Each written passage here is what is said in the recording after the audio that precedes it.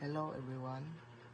Today, let's talk about the self by Carl Roger. According to Carl Roger, the self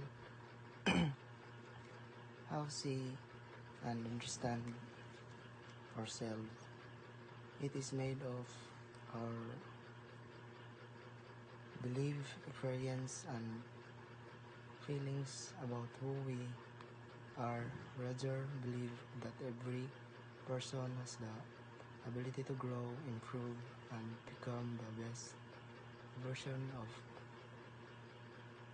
themselves. This is called self-actualization. He also explained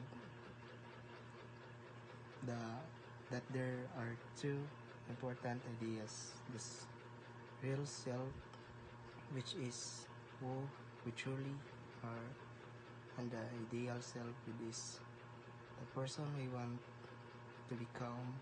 When these two are closely aligned, we feel happier and more confident. But when they are very different, we may feel interest or dissatisfaction.